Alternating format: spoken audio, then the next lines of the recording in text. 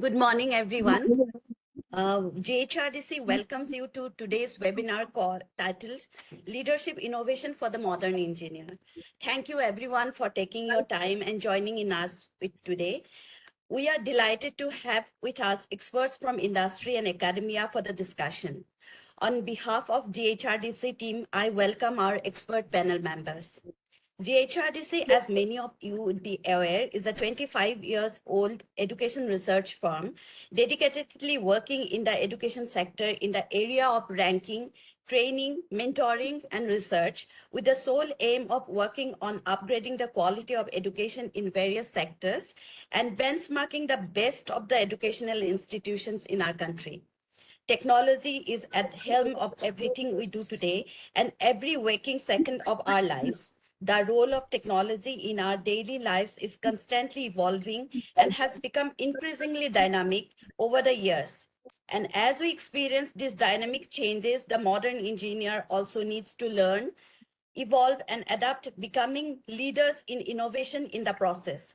Today's topic is about those changes and challenges, their impacts, and what lays ahead to our experience and how they can become such torchbearers of leadership innovation as modern engineer. We'll now be inviting our distinguished speakers to talk about the exciting topic.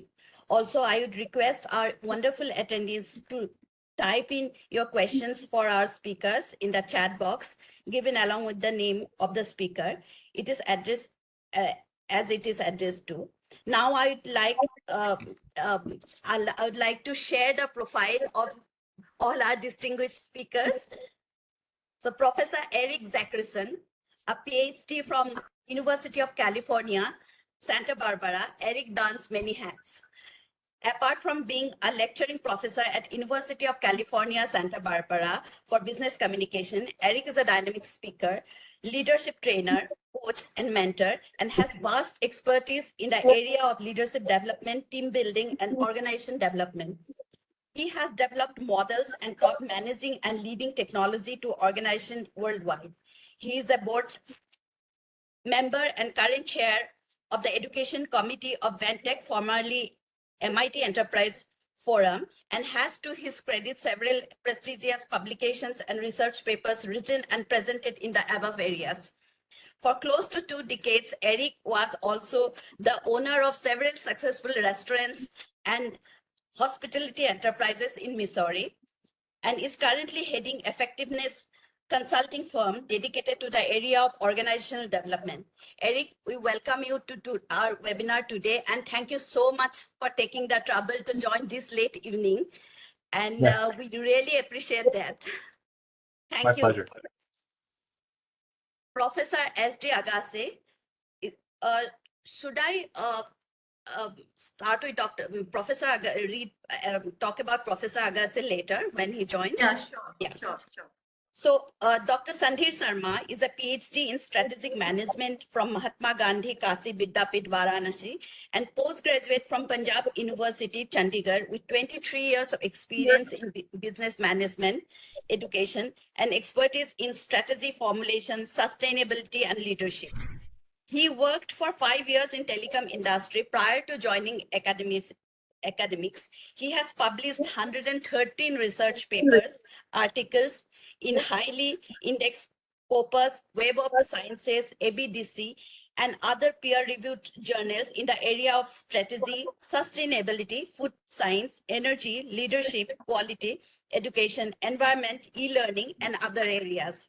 He is a member of several management associations such as MDSA, AIMS International, HEF, Informs, and ACSB, and serves as a business consultant to several higher educational institutions as well as small enterprises.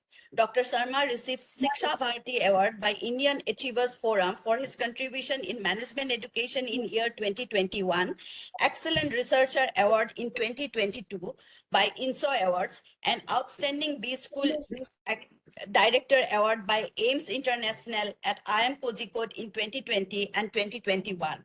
He has filed 23 patents and 11 copyrights in diverse areas.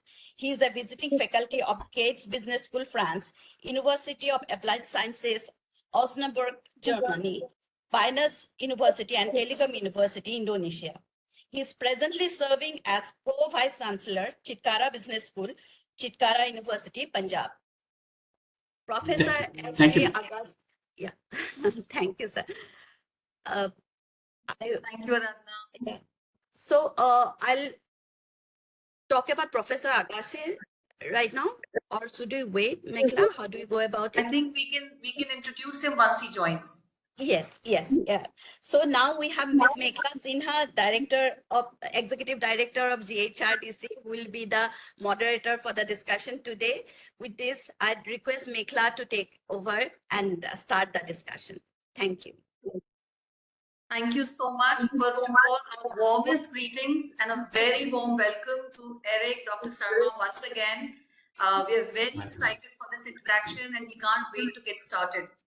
My first question is to Dr. Sandhir Sharma. Sir, as an academician, this is a question that we are now very curious about. You know, the role of an engineer has gone through a sea change, as we are seeing now.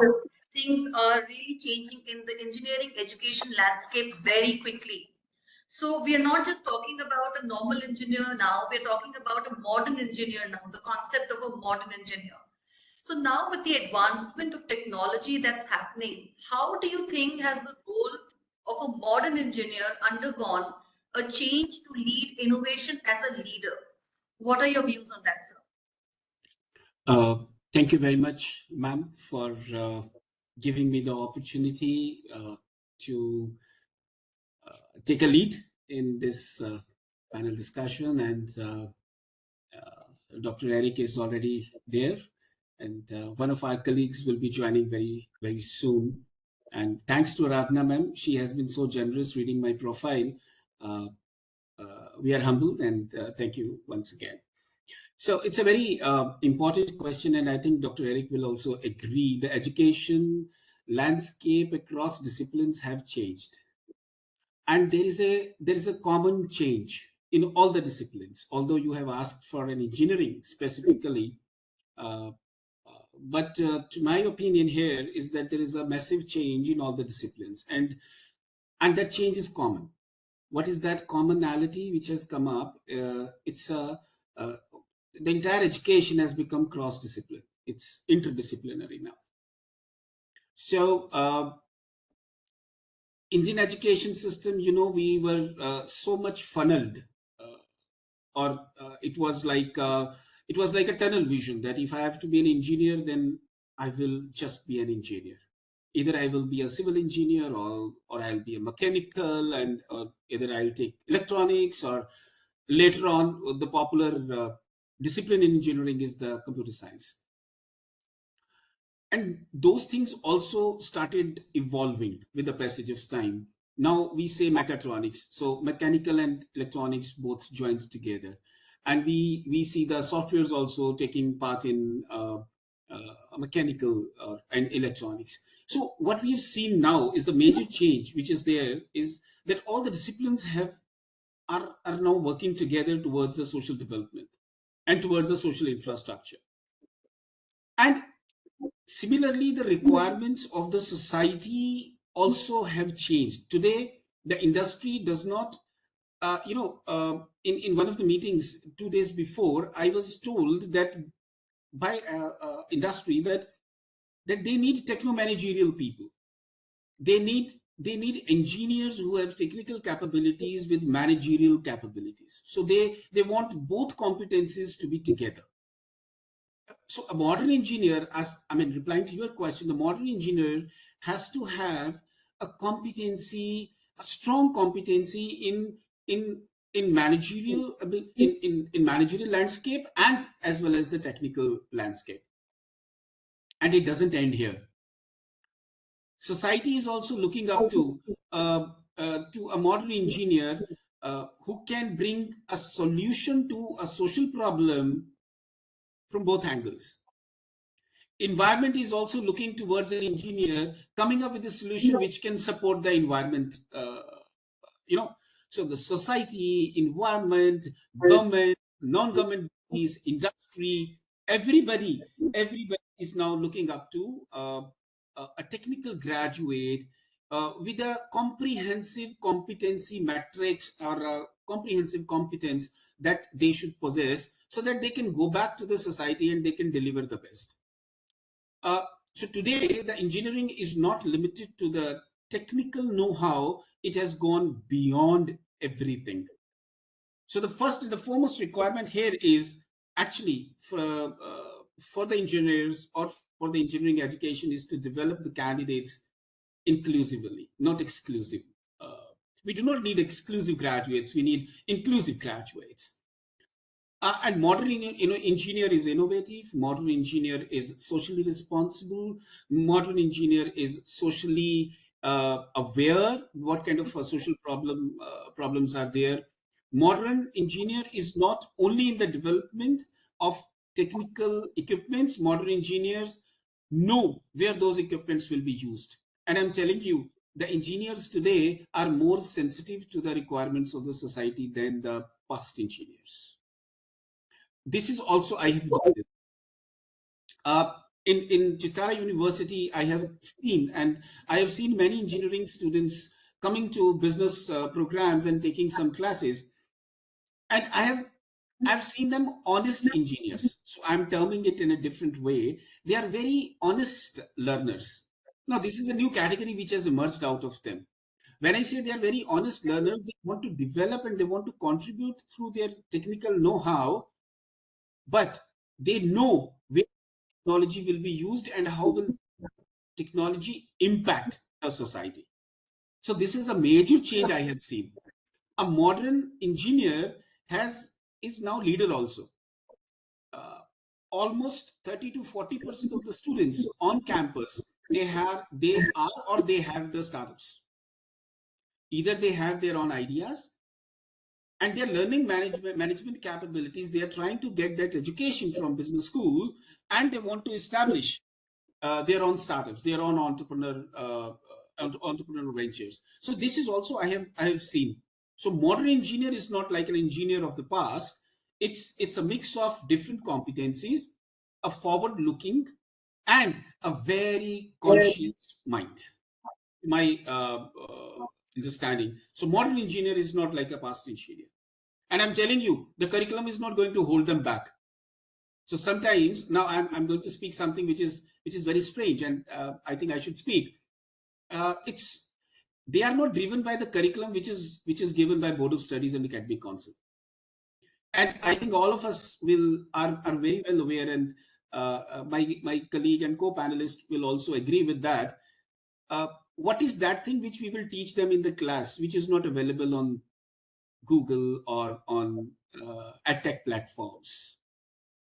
So I think now as a faculty, our role is to basically encourage them to be a modern engineer, to be an engineer who can serve the society by taking different learning. And we have to be more like a facilitator for them rather than just be a teacher, because the content is available in abundance. I mean, with the advent of ChatGPT, you need not to even think. You have to be, there's a new position in the market, is a prompt engineer. You must know how to ask question. And it was never thought. It was never thought that is also a skill, that how to ask a question. And there have been so many workshops in the past that how to ask a good question. But now everybody knows how to ask a question from ChatGPT and get an answer. Answer in 500 words, answer in 1,000 words, answer in in different formats. So things have evolved massively, and I strongly feel that we should not now call them engineers. We should call them social engineers, just not like a technical engineer.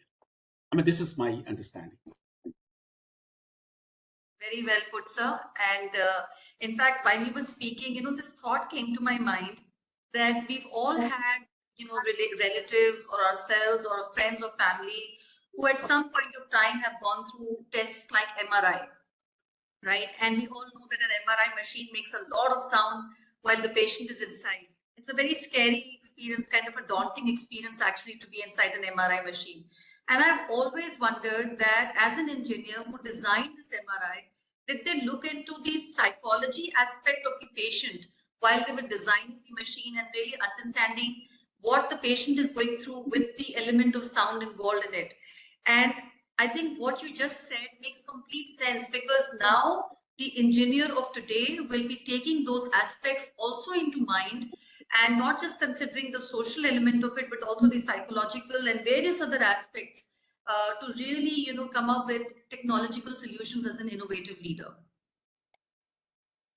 Eric, my next question is to you. You come from a space which is very, vast in the area of leadership development. And this is an interesting question, specifically when we are talking about the role of a modern engineer. So in the context of the responses that Dr. Sharma just gave, how do you define the features of a modern leader today? What, according to you, are the features of a modern leader today? Yeah, thanks so much. And I want to also thank Aradhana for the wonderful introduction. It's great to be part of the panel and to get to share some thoughts. So a lot of what Dr. Sundar said, or Sharma said, resonated quite a bit. So that the department I'm in, I'm actually I'm within the engineering department at UCSB. So the technology and management department is housed in engineering. Its original inception was to train engineers and the hard science students in leadership and management and strategy. And so I get a lot of, we get students from all over campus, but most of my students are in that realm. And a couple of the things that Dr. Sharma said really resonated. One is this idea of social awareness. And I think that both in terms of leadership, but also just in terms of what we're seeing students coming out as and what we're developing them into is people that recognize that just understand the technical is not enough, right? That thankfully, I think more and more organizations are recognizing that to be able to lead those folks that do the work, you need to know and have technical expertise, but it's a relationship. And so that's really, that's kind of at the core of my philosophy on leadership and what I think the leaders going forward, no matter what field they're in, really need to pay attention to, is that leadership by definition is a relationship. It is you and understanding what you bring to bear and what your strengths and weaknesses are and et cetera. It's the other, right? And you need to understand that they aren't you, they're different. So we need to figure out who they are, what's going on with them. But where we lead is in that space between. And the best leaders recognize that and look to develop those skills that pay attention to how we build the relationship, how we build our leadership together. And then if you think about team leadership, it becomes significantly more complex, right? That it's not, when you're just talking about one person, you've got one relationship.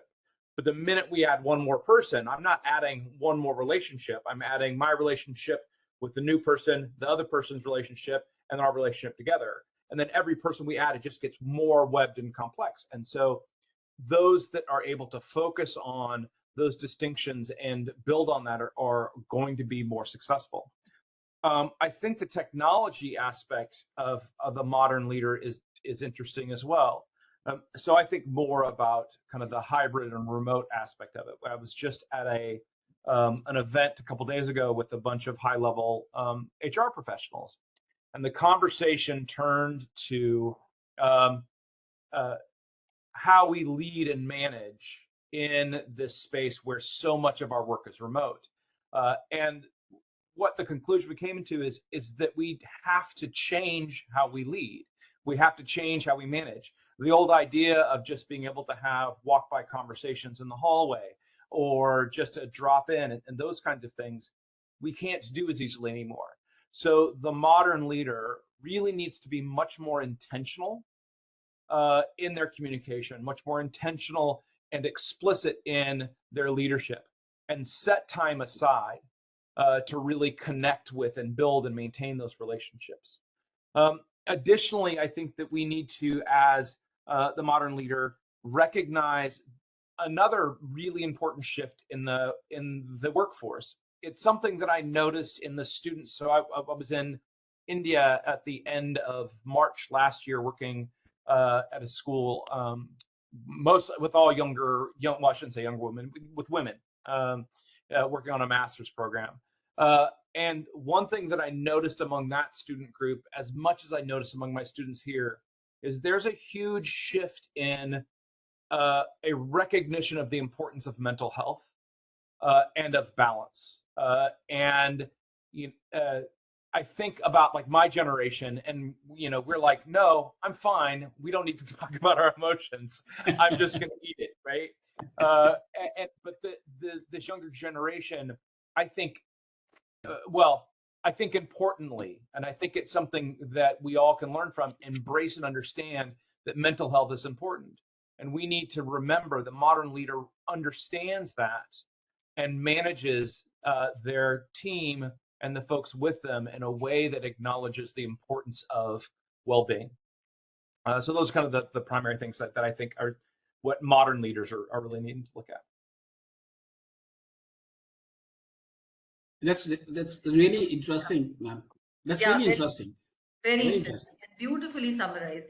And I think what's coming next to my mind is Dr. Sharma spoke about the social aspect of a modern engineer as life, and Eric's talked about the relationship aspect and how the modern engineer needs to be more humane in their interaction and more of a leader, more of a people's person, apart from having the required technical skills.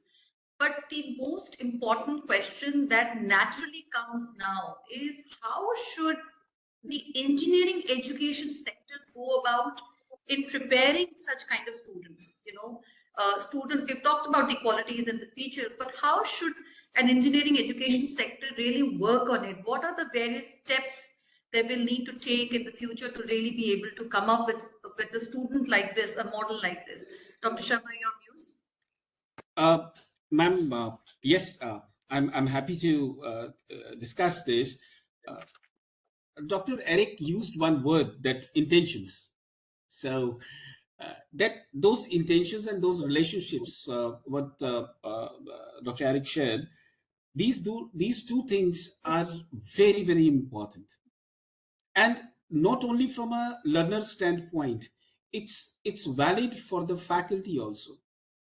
In many of the forums, in many of the discussions, what happens, we keep discussing about the students and we forget about the faculty.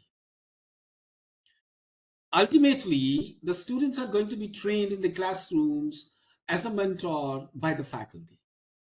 Mm-hmm. That is something which is very, very critical. So when we go back to the universities, especially in Asia or in India, I want to put across this opinion of mine very strongly, that we have to equally work on the faculty as an institution. If we want to bring change in the education landscape, there is only one agent, is a front warrior, you say, who is in the battlefield, is the faculty. So the more focus or more attention we pay to the faculty, probably can bring change into the education system. Now we are expecting a lot from a modern leader, from a modern engineer, from a modern business graduate. Do you know all those expectations are centered around a learner? I mean, a X or Y, be of any gender, sitting in a classroom. So all those expectations are centered around a learner. I think at the same time, we need to focus more on the faculty. Faculty sufficiency is the one area. Faculty quality is another area. I'll just give one example. In Chitkara Business School, by 2030, we want all of our 100 business school faculty members to have their own startups. Why we are saying so? We have a startup policy in place for faculty. Why we are saying so? my personal opinion here is that if any business faculty is not running a business, how will they teach business? So similarly, if I'm a faculty who's teaching Python, I'm a faculty who's teaching full stack, I'm teaching R programming, or I'm a coder by myself, but I have not created something which is substantial and which is useful for the society. How can I train my students? So my first reply to this discussion question is that let's strengthen and let's empower the faculty. Once we empower the faculty properly, then they can develop that relation which Dr. Eric also spoke. They can develop that relation with the learner. In many cases, I have seen the learner is more advanced than a faculty in the classroom. Why so?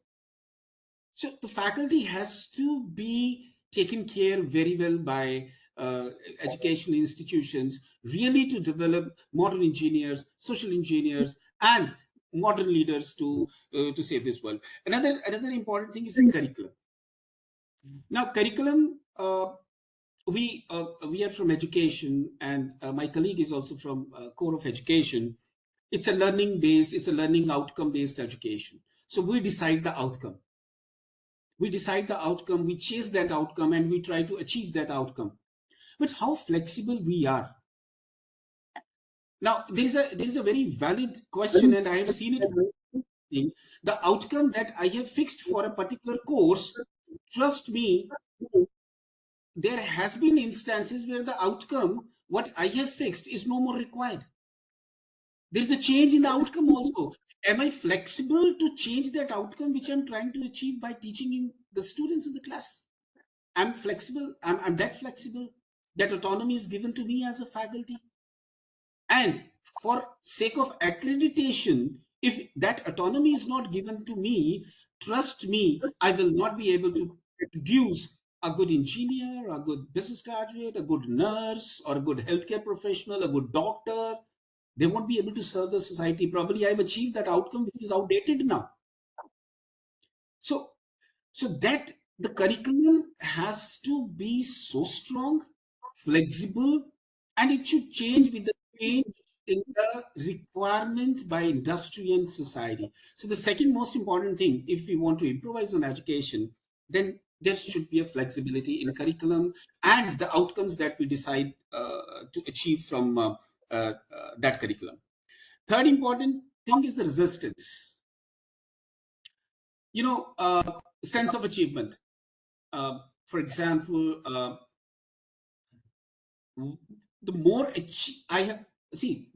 the more achievement I have, it will be difficult for anybody to change me, because I acknowledge that I have achieved a lot. Maybe by writing research papers, by training, let's say, 10,000 students in my lifetime of education, and by making 5 industry labs, establishing 5 industry labs, by handling 20 research projects, sponsored projects, and by doing a lot of consultancy to the world outside, because I have achieved more. So that acknowledgement stops me changing from X to Y. So that resistance to change should also go away from education. We should be flexible, we should be open, our faculty should be trained. In fact, we need to be resilient, we need to be more agile in our approach of training modern engineers. Trust me, students, learners all over the world, they have the capabilities. And who are going to shape them? The faculty is going to shape them. The curriculum is going to shape them. Industry is going to support them. We have a very strong fundamental and philosophy here. Our curriculum comes from industry. So we ask industry what kind of skill set you need. They say cybersecurity. We say, okay, fine. What do you need in cybersecurity? These are the 10 things we want in cybersecurity, flexible, to bring that part of cybersecurity into our curriculum immediately. They say you connect crypto and blockchain together. Students should use Hyperledger or Ethereum and different platforms. So we go to industry, we ask them what do they need. So whatever they need, we bring it to the curriculum. So that's something which is, I think, very, very important to bring change. And of course, the last thing from my side is the cross discipline. Let's respect all the disciplines, bring all the disciplines together. And I'm telling you, the front runner will be the faculty. If the faculty starts embracing all the disciplines together and training their students, the world will be different from a learner standpoint, also from a trainer standpoint also. Thank you. Oh, lovely. So basically, Dr. Sharma, what you're saying, if I can just summarize it in one line, is that the faculty of today or the teachers of today have to essentially go back and become learners and become learners for the rest of their lives and be open to various models, various techniques and tools that are being presented, because we are constantly evolving anyways. Eric, you also are from a very strong educational background where you are now associated with thousands and lakhs of students and many such faculties who are also, doing such kind of teaching work in the engineering sector. What do you think about this? How can an engineering education sector really develop a modern engineer or a leader who is innovating constantly as an engineer? So there is a couple things that Dr. Sharma had noted that I think were important, and one of them is this idea of training our teachers, and I think it's something that resonates in the workplace as well. That we so often in the workplace and education, we go, all right, you are an expert on history.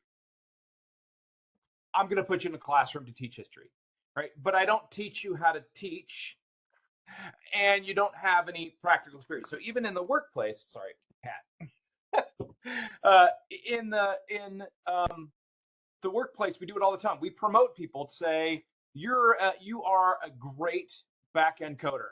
I'm going to put you in charge of all these other people that do coding, but I'm not going to train you how to teach, how to lead. The classroom, it's even more so. And I think that the idea of having the expectation that the faculty have worked in a startup or run a business, I think is so important, because I so often see people in the classroom, my students talk about it, where they have faculty that don't know, that know the theory, right? Which is important, that we understand and know the theory. It's vital, but don't know how to talk about the practice of it, and don't know how to teach. And so where I see us as us in the academy, we need to embrace, as he said, learning. We need to remind ourselves, we need to not rest on our laurels and continue to find out what's new, what's interesting. We need to be in business. We need to be reading the trade magazines, staying up to date on research that's going on, staying up to date with what's actually going on in business instead of just the theory. And then we need to embrace that in our classroom. And so I think especially, we've already talked a little bit about the idea of artificial intelligence, and this make students access to information so easy, right? That students no longer are reading the articles. They're saying, hey, ChatGPT, summarize this article, right? If that, right? And so our role then is to not just teach, but foster learning.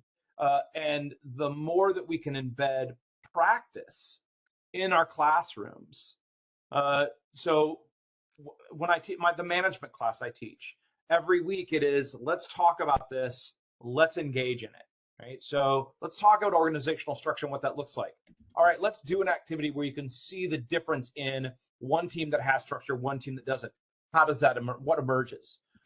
When I talk about giving good feedback on how to give feedback, I say, all right, let's practice that. What's that feel like, et cetera. The more we can do that, and the more we can engage, the more they're going to be able to apply that when they get out into the workplace. The more of those leadership skills are going to be embedded in who they are.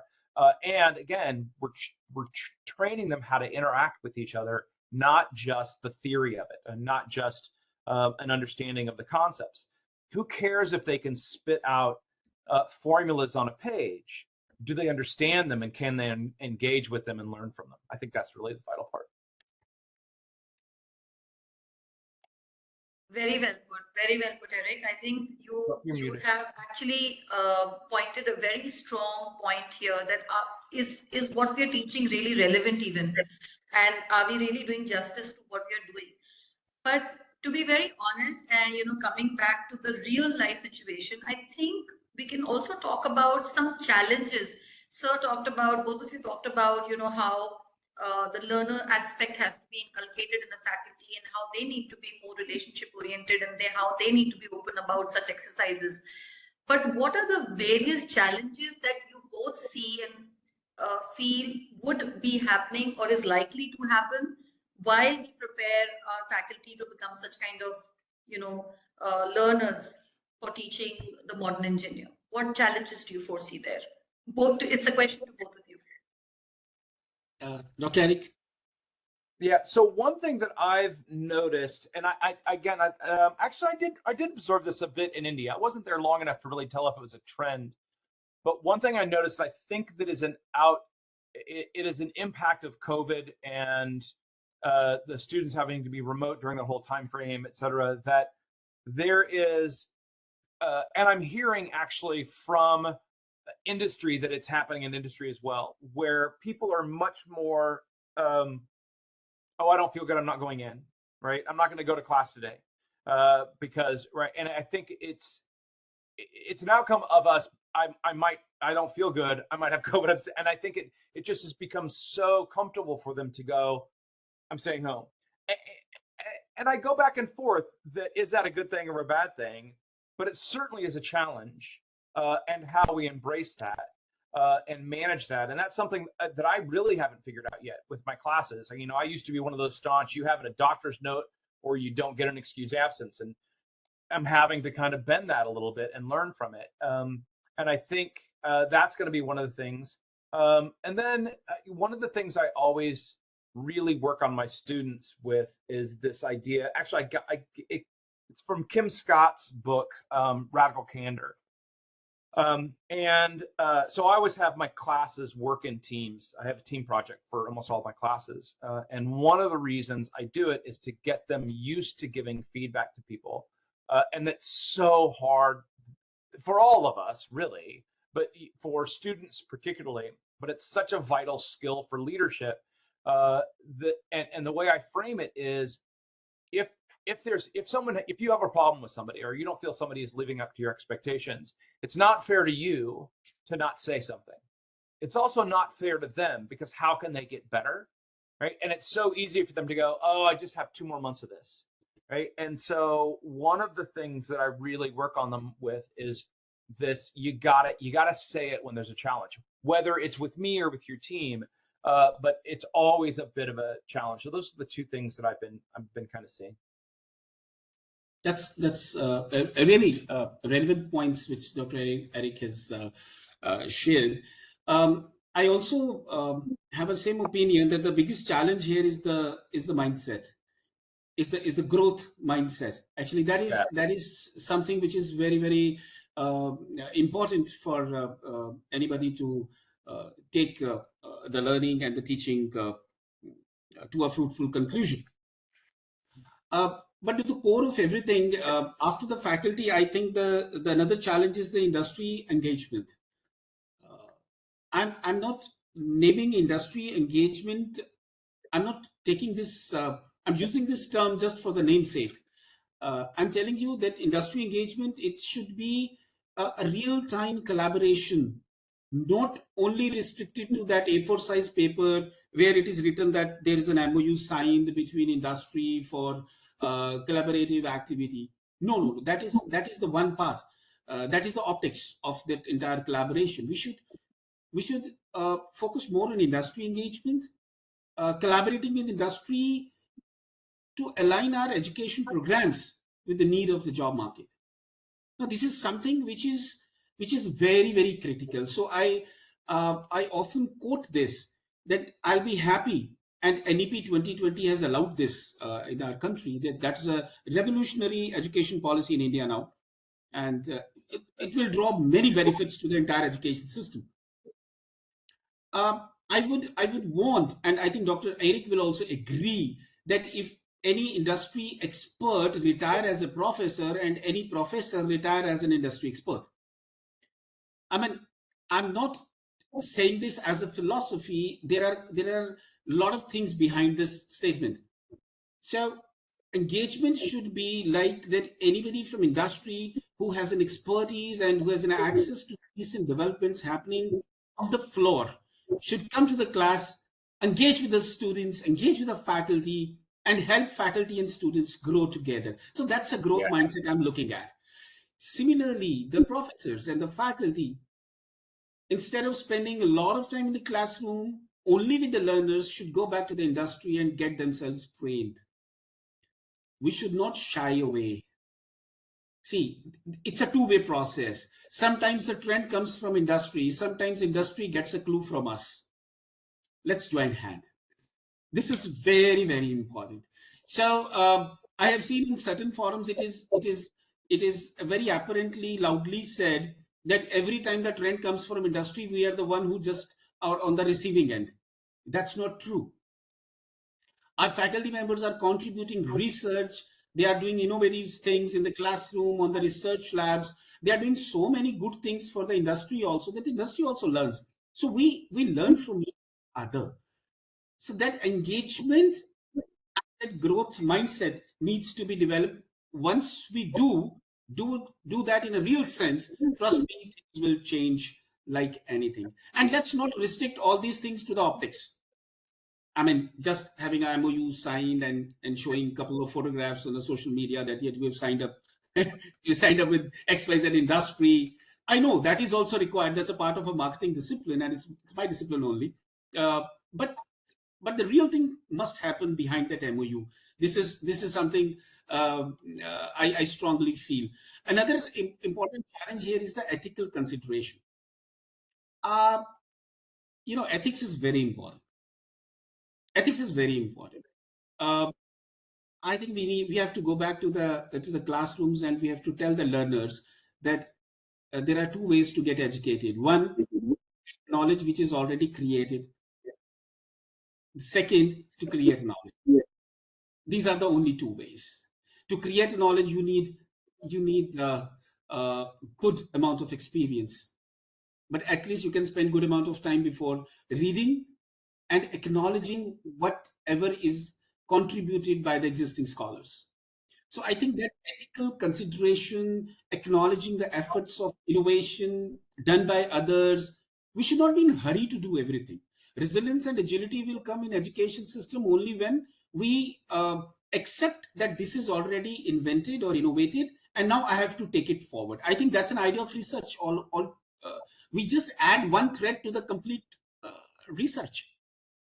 So this is the ethical consideration is another challenge I think the institutions should do.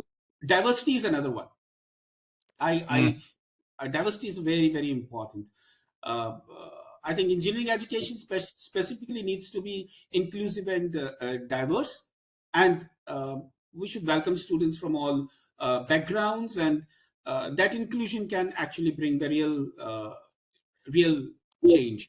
And I'm telling you, ma'am, and sirs, technology is changing every moment. There is a change. There's a change happening every moment. We have to stop resisting to that change. We have to accept, and we have to be part of this movement. There are goods and bads, but I will speak only on the goods. I'm telling you, this change is improvising our way of living. Mm-hmm. Today, we all are discussing, as I told you in the very beginning, we are at different places, but we are together in discussing such a important topic. And we should actually be thankful to the technology and all those minds. Those are in use of bringing this technology up. So I think that's another important thing, which is good. Society should be the core of education. Anything that we do, we create, should ultimately benefit the society, which is very important. And one more interesting thing, Eric sir will agree with me. Our education, we have grown by leaps and bounds. We have done remarkable work, and the challenges are also have grown remarkably. I don't know where the effects have gone. So there's a lot of research happening, there's a lot of innovation happening, and trust me, there are innovative problems which are emerging. Earlier, even the problems were not innovative. If you go back, let's say 50 years before, even the problems were very modest. If we today, let's say if today we face the problems which were existing 50 years before, trust me, those are not the problems today. The intensity of the problems have increased with the increase of the quality of education also. So I think that also needs to be bridged somewhere. I mean, these are the challenges which we may have to collectively see.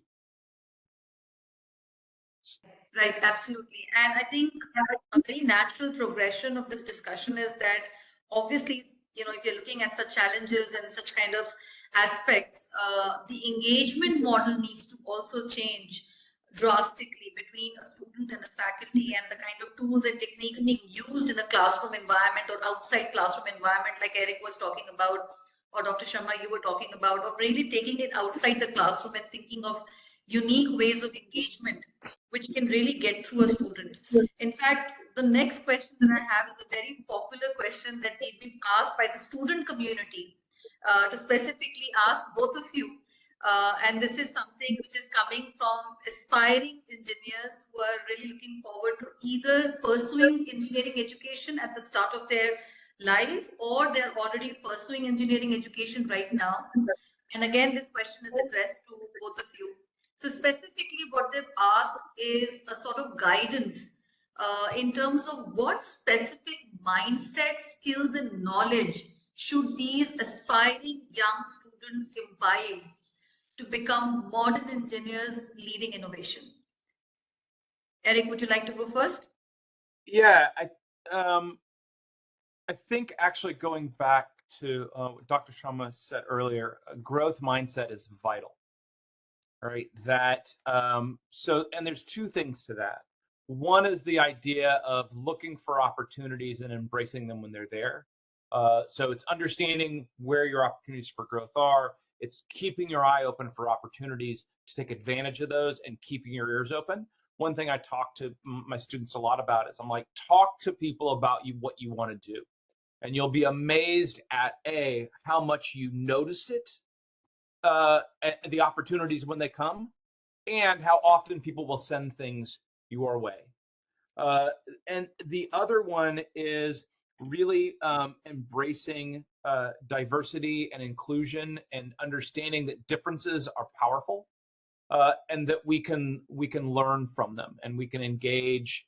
The more we engage with different people, different ideas, and when I say diversity, I don't just mean gender and racial, different perspectives. You can learn from somebody that is more detail oriented or more focused on relationships and those kinds of things. I think that if you're able to really focus on kind of exposing yourself to new and focusing on opportunities for growth, you're really setting yourself up for success. And then the final thing I always note, I was like, surround yourself with the drivers. Right, that when you go to your first jobs or when you're in school, the people that you spend time with are the person you become. So spend time with the people that are forward thinking, that are engaging, that are growing, that are learning, and you'll likely do the same thing. Very powerful, Eric. I think that point is, I think we can all relate to it because we've all been through it and we're going through it. And I think this is a very powerful reminder for our aspiring students to be very mindful of, in today's world where we are operating, students are not really very mindful of what they're doing sometimes, or, what kind of company are they and what kind of energy and time are they putting into, the kind of things that they're doing. I think this is a very powerful point that you've driven across to them. And I think this is something for them to definitely take back. And in fact, for all of us. Dr. Sharma, your views on this? No, very nice. Very nice, actually. This is, I love this point of Dr. Eric, that be around the people, be around those positive people, and be the part of that change, and keep them close to you, and you stay close to them. That will help the modern engineer to cultivate resilience. Mm-hmm. what I have noticed that many of engineering students, when they take engineering projects with industry, those projects are generally full of challenges. They are very challenging in nature, and students get a lot of obstacles. They get a lot of setbacks. So if they are surrounded by people who are growth driven, who have the positive outlook, the students can cultivate, they can develop that resilience to those obstacles and those challenges. So developing resilience and the ability to preserve through those challenges, learn from failures, and adapt to the changed circumstances during the project can make them modern engineer. This is a very, very important thing. In fact, this is my learning from Dr. Eric's talk, cultivate communication. The first thing, out of anger, what we do, we stop communicating. We stop communicating to ourselves. We stop communicating to situations of our life. We stop communicating to people we don't like or we hate, or we see them progressing and we keep ourselves aside of them, which is not right. Cultivate that communication habit. This is also a very important lesson for the students. And the third thing, which all of you will agree, let's be a lifelong learner. Don't end up your learning today. Today, if I have learned something, for a moment you can be happy that you have learned something, but don't keep boasting on your learning for the next decade. Because things will change in next 10 minutes, in 10, 15 minutes, and 20 minutes. So be a lifelong learner. Don't chase anybody, chase your own dreams. Keep learning, keep growing. I'm telling you, there are a lot of opportunities to learn all over the everywhere, and the students should have that ability to keep learning, keep understanding the new technologies, keep understanding the new things. And don't take engineering to become only an engineer. Be a better dream. Have a better dream. Be a bigger. Set a big aim. Dr. APJ Abdul Kalam ji used to say, having a small aim is a crime. You are learning engineering. Don't end up your aim of being an engineer only. You have to be good social being. You have to be a good social human being, and you have to go back to society, and you have to give your best to the societal development. That is also something which is very, very important. And maintain that grit in you, maintain that perseverance in you. And Dr. Eric said mental health is another challenge. Pandemic made us different altogether. I think during pandemic, the good or the bad part happened is that we got exposed to our own selves. Yeah. We never spent so much time at home. We never looked at mirror for so long. And I generally laugh, and in a very joking way, I tell the faculty that you were not celebrity before pandemic, but after pandemic, each one of you are celebrities. And how it has happened that earlier we used to go to the class and the 60 students are watching us. We are unable to watch our own selves. Today, when we go to WebEx or Zoom, the first thing we look at is our own selves. How do we look at how my combing is? How am I dressed up? Now we all are celebrities. So I think we should take it in a very positive way, and we should. I mean, this is one example. Things have changed like anything. So a good engineer has to be a good social human being, and be a lifelong learner. Cultivate communication, cultivate resilience in you. Be an agile society, part of a society. And I'm telling the coming 10 years, we need these young people. 10 years, 20 years down the line, we need these young people and good people who can save this society from any kind of crisis or disaster. I can foresee a lot of disasters coming in the coming 10, 20 years. Maybe the health crisis, maybe some other crisis.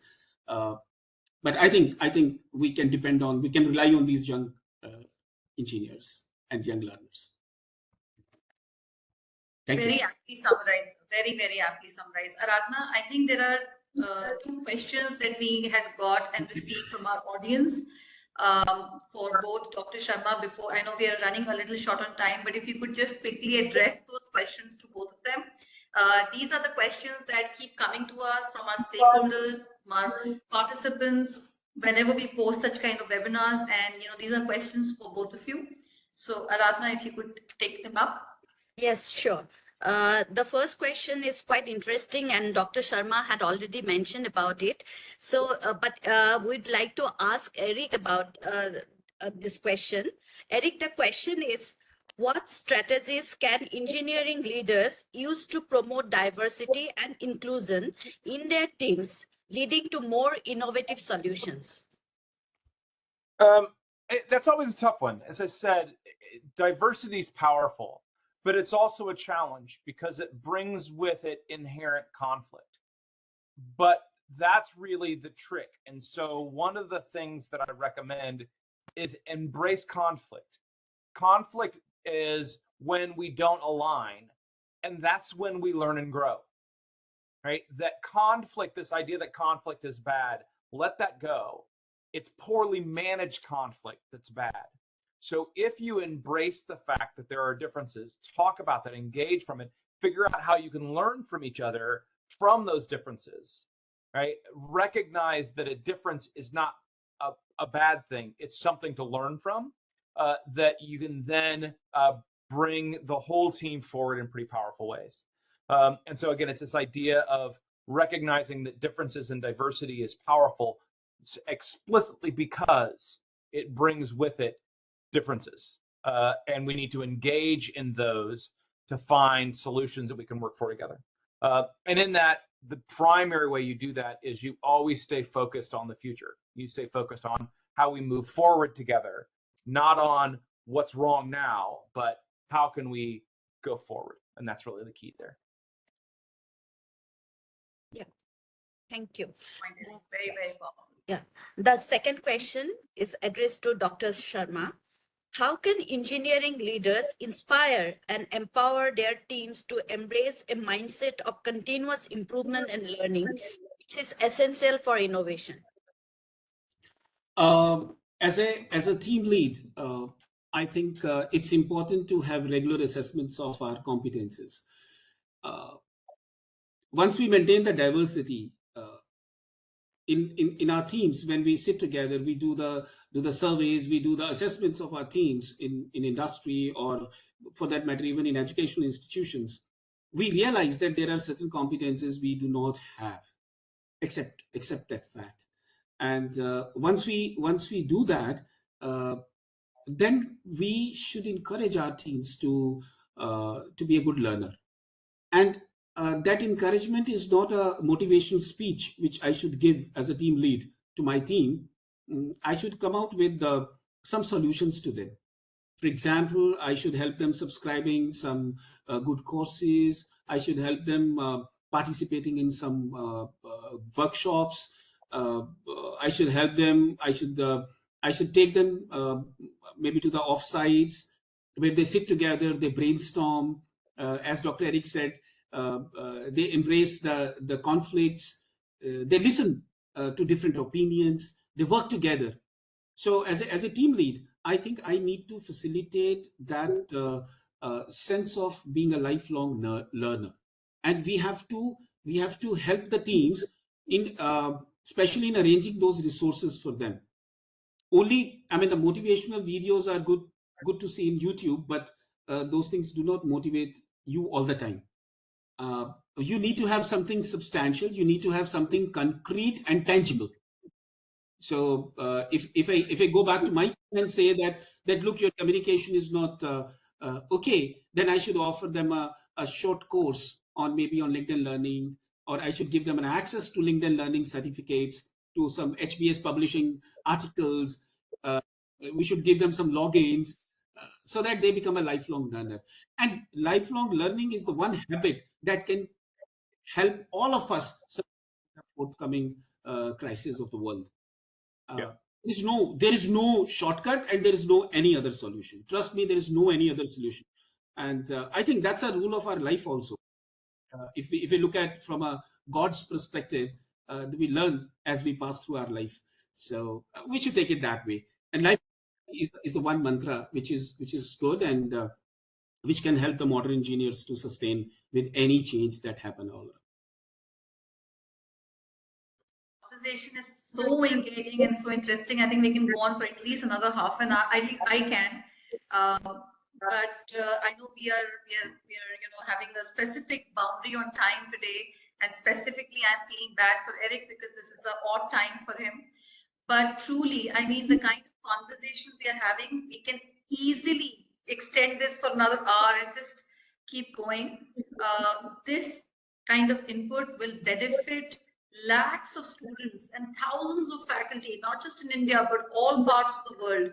And I think there's such wonderful insights that we have received from both of you, whether it comes to the humane aspect of an engineer, of a modern engineer, being a lifelong learner, having flexibility, not looking at conflict in a negative way, redefining relationships, becoming a leader by being a role model first, and really providing them solutions with a very open mindset. I think these are some of the points that have come across very prominently, and they're very, very powerful points. Being surrounded by positive drivers, being engaging and influencing by them. I think if we can even take back 10 or 20% from this and start implementing, there will be a sea change. But I really can't thank both of you enough for this amazing, enriching discussion we've had today. I think this will go a long way in making engineering education sector a center stage for leadership innovation. We missed Professor Agashe today. He could join because of some major technical issue at their end. But nevertheless, this engagement, this topic was so beautifully discussed by both of you. We're very, very grateful. My deepest thanks to both of you. Aradhna, if you could please extend a note of thanks to both Dr. Sharma and Eric. Yes, this was a very fruitful and enriching discussions. So on behalf of GHRDC's team, I'd like to express my appreciation and heartfelt gratitude to each of the participants. We are sincere thanks to our panel of experts. Your presence and your inputs have made the webinar very interesting and great success. Thank you once again. Thanks a lot. Have a great day. Thank you very much. And so both of you, once we are done with the webinar, I'll be sharing a video recording of this, and I'll also introduce the two of you on email so that both of you can also stay in touch. Sure. Great. Sure. Thank you so much. Thank you, Dr. Eric. Thank you, Yeah. everyone. Thank you, Eric. Thank you so Dr. much. Sharma.